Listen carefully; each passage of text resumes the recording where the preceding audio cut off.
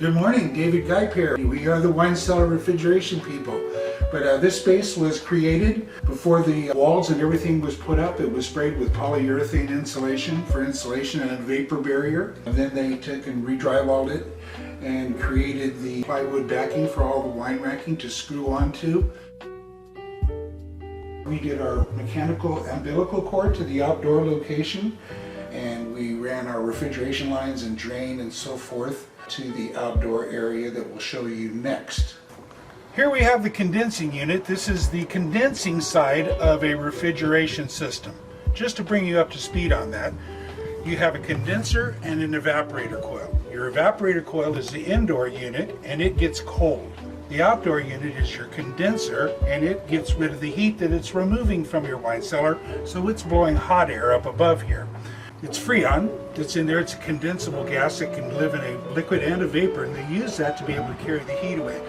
They send it inside as a liquid and it evaporates with a fan on it. The vapor Freon picks up the heat that's in the wine cellar, carries it back outside. It goes into the condenser right there that has a fan like a radiator on it, and it removes the heat that was inside the cellar, and it just kind of gulps the heat out of the cellar until it eventually reaches temperature and then turns off. And then it waits 3 degrees and it turns back on again. The reason we do 3 degrees is because when you have 3-degree air, you have 1 degree bottle temp all the time, 24/7. It never changes. Now, if you do the pipe with a probe in the bottle, your bottle temperature actually has to change degrees 1 degree before it will turn on. Now, this prevents that from ever happening. You keep 1 degree all the time. So that's the best application as far as we know. I always will prefer using this type of a system just because you're going to get the longevity of a commercial system. When you're dealing with breeze air and so forth, you're going to get about 5 years before you're replacing it. There's no way you can repair it. When it does go down, you're at the mercy of breeze air as far as getting a new one or parts and so forth.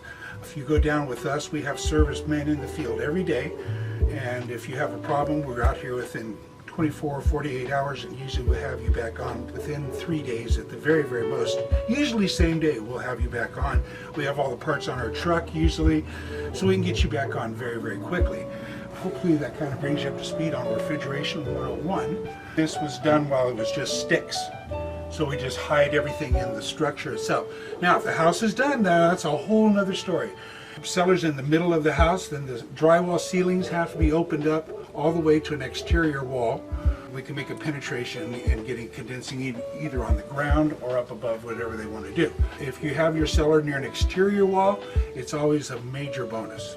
For down here, it's not too bad, probably twice a year. If they're in a rural area where there's a lot of on the ground with leaf blowers and gardeners and so forth, 4 times a year I would recommend. This one here stays clean because it's up high and out of the way. We chose a 3rd horsepower for this wine cellar. We could have used a 1/4, but I like to go a little heavy to make sure it's going to have some longevity to it. It also has afternoon sun on this side of the wall, so we wanted a little extra power to pick up that sun hitting that wall there. And also the glass, of course, you know, this is a non-insulated glass here, and at 55 degrees it may sweat.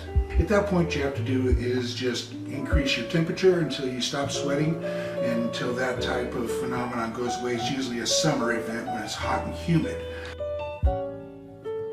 The beautiful glass doors, I have the same in my house. I enjoy the beautiful ice cube looking wine cellar that everyone seems to be enjoying. And also the label forward display is so nice because you don't have to pull your bottles out to see them. We have up here inside this concealed space, it's a commercial unit, so it's not real beautiful, but it is the hardest working and the best in the industry that I can buy. So if you notice, it's louvered with 3/8 gaps between each piece of wood, allowing it to breathe properly. And up inside there, there's a pump also that catches the water and pumps it to an outdoor location.